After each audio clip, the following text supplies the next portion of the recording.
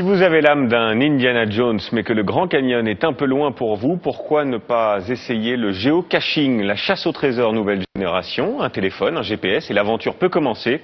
Il y a déjà 5 millions d'amateurs à travers le monde. Explication avec Marie-Charlotte Duluc et Hicham Rami. Rendez-vous pour la première énigme. Oui, il faut déjà qu'on allume le GPS. C'est un étrange jeu de piste. Matériel nécessaire, un GPS. À Cancale, toute la famille s'y colle. La séance de géocaching peut commencer. Mont-Saint-Michel. Sur la face sud du monument aux morts, un écusson est sculpté dans la pierre qui représente un bateau. Eh ben, on va le voir. Comment s'appelle ce bateau de pêche? Le but, résoudre des énigmes pour trouver les coordonnées d'un trésor. Alors on va faire un bateau de pêche typique de la baie du Mont-Saint-Michel. Mais si, là, il y a un bateau. Où tu vois un bateau? La bisquine, le nom d'un bateau de pêche.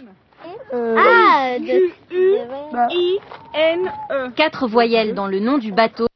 Voilà ce qu'il fallait trouver pour résoudre la première énigme. Dans le mot bisquine. C'est l'office de tourisme de Cancale qui organise ce jeu de géocaching. Le but, faire découvrir autrement le petit port de pêche, inciter les touristes à visiter chaque recoin de la ville.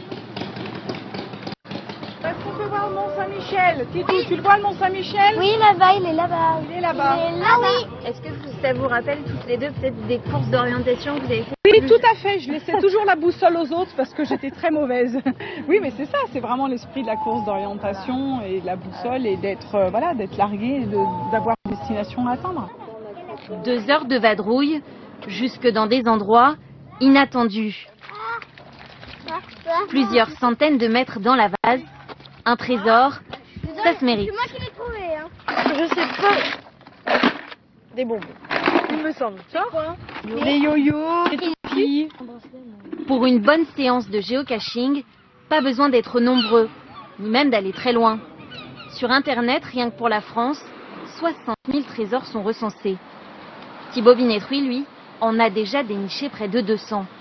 Cette fois-ci, son GPS le mène à ce petit parc parisien peu fréquenté. Monter, descendre, crapahuter, jusqu'à d'anciennes fortifications de la ville de Paris. Une bonne cache, c'est avant tout un lieu à découvrir. J'ai habité ici pendant des années, enfin pas loin, et je soupçonnais même pas leur existence. Donc je trouve ça marrant de découvrir ça grâce au géocaching. C'est pas la première fois que ça me fait découvrir des lieux comme ça, même au milieu de Paris, alors que j'y habite depuis plusieurs années. Encore quelques mètres, et dans le trou d'un muret, Finalement, il est pas si dur que ça à trouver. c'est la règle. Le trésor n'a aucune valeur commerciale. Là, on a un petit galet, un petit drapeau de l'Europe, et puis voilà. Autre règle, ne jamais laisser une cache vide. Le géocacheur va donc à son tour déposer un objet dans la boîte, comme un relais pour le prochain aventurier. Et si ce petit jeu vous tente, un trésor est forcément caché près de chez vous. Il y en a plus de 2 millions dans le monde.